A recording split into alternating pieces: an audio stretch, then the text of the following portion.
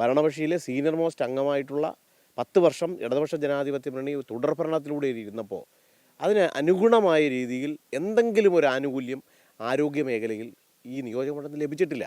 സമീപ മണ്ഡലങ്ങളെല്ലാം വികസനത്തിൽ കുതിക്കുമ്പോൾ ഈ നാട് എന്താണ് ഇങ്ങനെ കിതക്കുന്നത് എന്ന് ഇടതുപക്ഷ പ്രവർത്തകർ തന്നെയാണ് ഞങ്ങളോട് ചോദിക്കുന്നത്.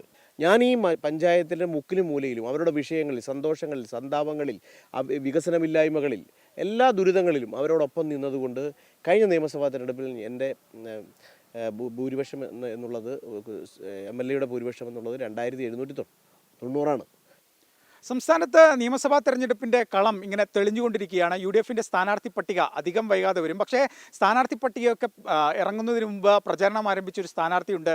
കൊല്ലത്ത് ഉല്ലാസ് കോവൂർ കുന്നത്തൂർ മണ്ഡലത്തിലെ UDF സ്ഥാനാർത്ഥിയാണ്. അദ്ദേഹം ഇതിനോടകം തന്നെ വീട് കയറിയും നാട്ടുകാർ കണ്ടുമൊക്കെ വോട്ട് ചോദിച്ച് തുടങ്ങിയിട്ടുണ്ട്. ബേപ്പൂരിൽ PV അൻവറെങ്കിൽ കുന്നത്തൂരിൽ ഉല്ലാസ് കോവൂർ എന്നാണ് ഈ നാട്ടുകാരൊക്കെ തന്നെ പറയുന്നത്. അങ്ങനെ ചില ആളുകൾ ഒക്കെ പ്രതികരിക്കുകയുണ്ട്. എന്തായാലും ഉല്ലാസ് കോവൂർ റിപ്പോർട്ടർ TVയോടൊപ്പം ചേരുകയാണ്.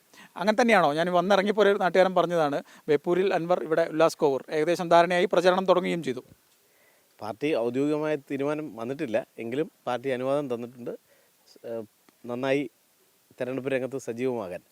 2016 മുതൽ 10 പഞ്ചായത്തിലും സജീവ സാന്നിധ്യമായി തന്നെ നിൽക്കുന്ന ഒരു പൊതുപ്രവർത്തകനാണ് ഞാൻ. ഇവിടെ ഈ നിയോജക മണ്ഡലത്തിലെ വികസനമില്ലായ്മയെ 2016 മുതൽ ചോദ്യം ചെയ്തുകൊണ്ട് ജനങ്ങൾക്ക് വേണ്ടി ജനങ്ങളുടെ പ്രവർത്തിക്കുന്ന ഒരു സാധാരണ പൊതുപ്രവർത്തകനാണ്. തീർച്ചയായും വലിയ ആത്മവിശ്വാസത്തോടു കൂടി തന്നെയാണ് ഇത്തവണ രംഗത്ത് വന്നിട്ടുള്ളത്. വളരെ നേരത്തെയാണ് തുടങ്ങുന്നത്. അപ്പോൾ ആദ്യഘട്ടത്തിൽ എവിടെയൊക്കെ എങ്ങനെയൊക്കെ ആളുകളെ കാണുക, എന്താണ് ചെയ്യുന്നത്?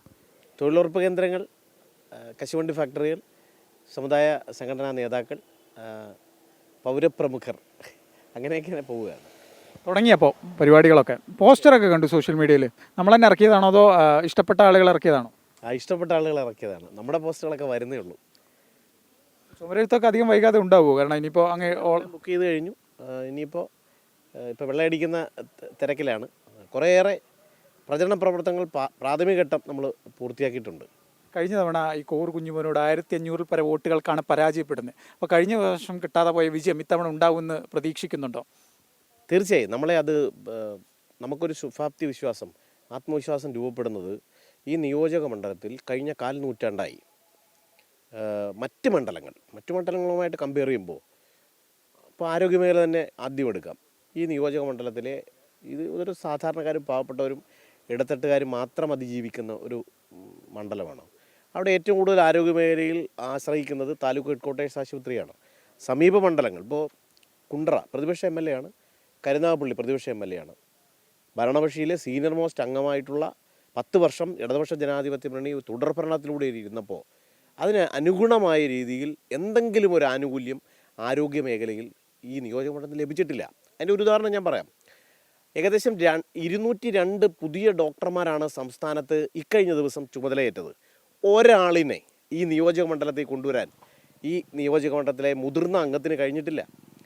സാധാരണക്കാരും പാവപ്പെട്ടവരും ആശ്രയിക്കുന്ന താലൂക്ക് ഹെഡ്ക്വാർട്ടേഴ്സ് ആശുപത്രി ഇന്ന് ഒരു റഫറൽ ആശുപത്രിയായി. ഒരു വികസന പദ്ധതി ഉണ്ടായിട്ടില്ല. ഒരു വികസന പദ്ധതിയും ക്രിയേറ്റീവായി ഇന്നവേറ്റീവായി ഒരു വികസന പദ്ധതിയും ഉണ്ടായിട്ടില്ല എന്നുള്ളത് ഞാൻ ഒരു പ്രതിപക്ഷ ശബ്ദം എന്നുള്ളത് പറയുന്നതല്ല, ഈ നാട് പറയുന്നതാണ്. ഇത്തവണ ജനം അതിന് മറുപടി നൽകും. തീർച്ചയായും അതിന് ഒരു സംശയവുമില്ല. ഇത്തവണ അതിന് 100% മറുപടി ഉണ്ടാകും. അതിനെ സംബന്ധിച്ച് ജനങ്ങളുടെ ഇടയിൽ നല്ല വർത്തമാനമുണ്ട്. ഒരു മാറ്റത്തിന് വേണ്ടി കുന്നത്തൂർ ആഗ്രഹിക്കുന്നുണ്ട്. തീർച്ചയായും ഈ നിയോജക മണ്ഡലം ഇത്തവണ UDFനൊപ്പം ആവും. കോവൂർ കുഞ്ഞുമോൻ തന്നെയായിരിക്കും ഇത്തവണയും LDF സ്ഥാനാർത്ഥി എന്നാണ് പറയുന്നത്. അപ്പോൾ അങ്ങനെ ഒരു മത്സരം വരുമ്പോൾ എന്താണ് തോന്നുന്നത്? ആൻറ്റി ഇൻകംബൻസി വ്യാപകമായ ചർച്ചയാണ് ഈ നാട്ടിലുള്ളത്. കാരണം ഒരു അടിസ്ഥാന സൗകര്യ വികസനവും കണ്ടെത്താത്തൊരു നിയോജക മണ്ഡലം. മറ്റെല്ലാം പോകട്ടെ, അടിസ്ഥാന ജീവൽ പ്രശ്നങ്ങൾക്ക് പരിഹാരം കണ്ടെത്തി കൊടുക്കാൻ കഴിഞ്ഞിട്ടില്ല. ഒന്നാമത്തേതായി ജീവൽ ജലം, കുടിവെള്ളം. നമ്മുടെ ഗ്രാമപഞ്ചായത്തുകളിൽ മെച്ചപ്പെട്ട കുടിവെള്ളം കൊടുക്കാൻ നമ്മൾ ഈ തടാകത്തിൻ്റെ വൃഷ്ടിപ്രദേശത്ത് താമസിക്കുന്നവരാണല്ലോ ഈ നിയോജക മണ്ഡലം എന്ന് പറയുന്നത്. ശാസ്താംകോട്ട ശുദ്ധജല തടാകത്തിൽ നിന്നും 4 കോടി ലക്ഷം ലിറ്റർ വെള്ളമാണ് ഒരു ദിവസം ഊറ്റിക്കൊണ്ട് പോകുന്നത് വാട്ടർ അതോറിറ്റി. പക്ഷേ ഈ ചുറ്റുവട്ടങ്ങളിലുള്ളവർക്ക് ചെളി കലങ്ങിയ അശുദ്ധമായ വെള്ളമാണ് കുടിക്കാൻ കൊടുക്കുന്നത്. ചുറ്റുമലച്ചിറ ഒരു നല്ല കുടിവെള്ളത്തിന് ഉപയോഗിക്കാൻ കഴിയുന്ന ഒരു തദ്ദേശീയമായ ഒരു കുടിവെള്ള പദ്ധതി കൊണ്ടുവരാൻ കഴിഞ്ഞിട്ടില്ല. തൊട്ടടുത്ത് ചക്കുള്ളിച്ചിറ, ഇതുപോലെ ചിറകളാൽ സമ്പന്നമായ ഒരു നിയോജക മണ്ഡലമാണ്. കല്ലടയാറ് ഒഴുകുന്നു നമ്മുടെ മണ്ഡലത്തിൻ്റെ മധ്യഭാഗത്തു കൂടിയാണ് പോകുന്നത്. അപ്പോൾ അവിടെയൊക്കെ പദ്ധതികൾ ഉമ്മൻചാണ്ടി സർക്കാരിൻ്റെ കാലത്ത് ഒരു മികച്ച പദ്ധതി കൊണ്ടുവന്നതാണ്. അന്ന് കൊണ്ടുവന്ന കാസ്റ്റ് അയൺ പൈപ്പുകൾ ഈ കണ്ണീർ കയത്തിൽ, ഈ ശാസ്താംകോട്ട ശുദ്ധജല തടാകത്തിൽ ഒഴുകി നടക്കുന്നതാണ് ഈ നാട്ടിലെ വികസനം എന്ന് പറയുന്നത്. പാർട്ടി CPM വോട്ടുകൾ ഉൾപ്പെടെ ലഭിക്കുന്ന ഒരു പ്രതീക്ഷയുണ്ട്. കാരണം 25 വർഷമായുള്ള വ്യക്തി തന്നെ വീണ്ടും വരുന്നു. അങ്ങ് പറയുന്നു വികസനമൊന്നും നടത്തിയിട്ടില്ല. അപ്പോൾ CPM വോട്ടുകൾ കിട്ടിയാലല്ലേ ഇവിടെ ഒരു കണക്കിന് ജയിക്കാൻ പറ്റും. അപ്പോൾ ആ വോട്ടുകൾ നമുക്ക് തന്നെ കിട്ടുമെന്നൊരു പ്രതീക്ഷ ഇത്തവണയുണ്ടോ? ആ പ്രതീക്ഷ 100% ഉണ്ട്. കാരണം ഈ നിയോജക മണ്ഡലത്തിലെ വികസനമില്ലായ്മയെ യഥാർത്ഥ കമ്മ്യൂണിസ്റ്റുകൾ തന്നെ ചോദ്യം ചെയ്തു തുടങ്ങിയിട്ടുണ്ട്. അത് CPM ആയാലും CPI ആയാലും അവരുടെ വോട്ടുകൾ വിഘടിപ്പിക്കാൻ കഴിയുമെന്ന കാര്യത്തിൽ ഒരു തർക്കവുമില്ല. കാരണം അവർ തന്നെ സ്വകാര്യ സംഭാഷണത്തിൽ നമ്മളോട് പറയുന്നുണ്ട്, ഈ കഴിഞ്ഞ നൂറ്റാണ്ട് കാലം ഈ നാടിനെ പിന്നോട്ട് കൊണ്ടുപോയി എന്ന് സ്വകാര്യ സംസാരത്തിൽ പോലും യഥാർത്ഥ സഖാക്കൾ നമ്മളോട് തന്നെ നേരിട്ട് പറയുകയാണ്. കാരണം ഇനിയും ഇങ്ങനെ പോയാൽ പോരാ, നമ്മളൊരു തലമുറയോട് ചെയ്യുന്ന വലിയ ക്രൂരതയാണ്. സമീപ മണ്ഡലങ്ങളെല്ലാം വികസനത്തിൽ കുതിക്കുമ്പോൾ ഈ നാട് എന്താണ് ഇങ്ങനെ കിതക്കുന്നത് എന്ന് ഇടതുപക്ഷ പ്രവർത്തകർ തന്നെയാണ് ഞങ്ങളോട് ചോദിക്കുന്നത്. നിങ്ങളൊന്ന് ആക്ട് ചെയ്യുമെന്നാണ് പറയുന്നത്. പ്രതിപക്ഷം ഒന്നും ആക്ട് ചെയ്യുന്നില്ല, നമ്മുടെ സമരങ്ങൾക്ക് മൂർച്ചയില്ല എന്നാണ് അവർ ഞങ്ങളോട് പറയുന്നത് സ്വകാര്യമായി. അപ്പോൾ തീർച്ചയായും അത്തരം വോട്ടുകൾ ക്യാൻവാസ് ചെയ്യാനും വിഘടിപ്പിക്കാനും നമുക്ക് കഴിയുമെന്ന കാര്യത്തിൽ യാതൊരു തർക്കവുമില്ല. ജയിച്ച് കയറാൻ പറ്റുന്ന ഒരു സ്ഥാനാർത്ഥി എന്ന് പാർട്ടിക്ക് ബോധ്യപ്പെട്ടതുകൊണ്ടാണോ നേരത്തെ തന്നെ അങ്ങ് ഇറങ്ങിക്കോളാനുള്ള ഒരു ഉറപ്പ് നേതൃത്വത്തിൽ നിന്ന് ലഭിച്ചത്? അങ്ങനെ തോന്നുന്നുണ്ടോ? അങ്ങനെ ഒരു അഡ്വാൻറ്റേജ് പാർട്ടി മനസ്സിലാക്കി? തീർച്ചയായും അത് പാർട്ടി ഇവിടെ കഴിഞ്ഞ കാലങ്ങളിൽ 10,000-ന് മുകളിൽ അല്ലെങ്കിൽ 20,000-ന് മുകളിൽ സ്ഥിരമായി ജയിച്ചു വന്ന ഒരു മണ്ഡലമാണ് ഇടതുപക്ഷം.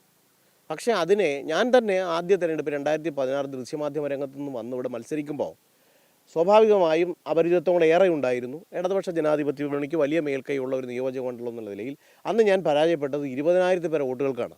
ഞാൻ ഈ പഞ്ചായത്തിൻ്റെ മുക്കിലും മൂലയിലും അവരുടെ വിഷയങ്ങളിൽ, സന്തോഷങ്ങളിൽ, സന്താപങ്ങളിൽ, വികസനമില്ലായ്മകളിൽ, എല്ലാ ദുരിതങ്ങളിലും അവരോടൊപ്പം നിന്നതുകൊണ്ട് കഴിഞ്ഞ നിയമസഭാ തെരഞ്ഞെടുപ്പിൽ എൻ്റെ ഭൂരിപക്ഷം എന്നുള്ളത് MLA ഭൂരിപക്ഷം എന്നുള്ളത് 2790 ആ 2790 പകുതി ഏകദേശം 1500 വോട്ട് ഉണ്ടായിരുന്നെങ്കിൽ എനിക്ക് വിജയിക്കാമായിരുന്നു. അത് ഇടതുപക്ഷത്തിന് ഒരു വലിയ കാറ്റ് ഉണ്ടായിരുന്ന തെരഞ്ഞെടുപ്പാണ് കഴിഞ്ഞ തെരഞ്ഞെടുപ്പ്, 2021 തെരഞ്ഞെടുപ്പ്. ആ 21 തെരഞ്ഞെടുപ്പിൽ ഞാൻ പരാജയപ്പെട്ടത് കേവലം 2000 പേരെ വോട്ടുകൾക്കാണ് എന്നുള്ളതാണ് പാർട്ടി മനസ്സിലാക്കുന്നത്. UDFിൻ്റെ സ്ഥാനാർത്ഥി പട്ടികയൊക്കെ വരുമ്പോഴേക്ക് ഒരു റൗണ്ട് ഏകദേശം ആവുമോ മണ്ഡലത്തിൽ? എന്താണ്? അതിനു മുമ്പ് തന്നെ ഞാൻ ഏകദേശം ഒരു റൗണ്ട് എനിക്ക് തീർക്കാൻ കഴിയുമെന്നുള്ള ആത്മവിശ്വാസമുണ്ട്. എല്ലാ പഞ്ചായത്തുകളിലും എത്തി തുടങ്ങി? എല്ലാ പഞ്ചായത്തുകളിലും. ഇപ്പോൾ തന്നെ ഞാൻ തൊഴിലുറപ്പ് മേഖലകളിൽ നിന്ന് വരികയാണ്. ഇടതുപക്ഷ ജനാധിപത്യത്തിനുള്ള ഒരു ജാഥ കടന്നു പോകുന്നുണ്ട്. അതിനെ സംബന്ധിച്ചെല്ലാം വ്യത്യസ്ത അഭിപ്രായങ്ങളാണ് കമ്പോളങ്ങളിൽ നിന്നും ആൾക്കൂട്ടങ്ങളിൽ നിന്നും ഉണ്ടാകുന്നത്. പ്രതിപക്ഷ നേതാവ് പറയുന്നത് 100 സീറ്റ് പിടിക്കുന്ന, അപ്പോൾ 100-1 എന്താ തോന്നുന്നത്? അല്ല, പ്രതിപക്ഷ നേതാവിൻ്റെ ചാർട്ടിൽ 100-1 ഞാൻ ഇവിടെ തന്നെയാണ്, കുന്നത്തൂർ തന്നെയാണ്.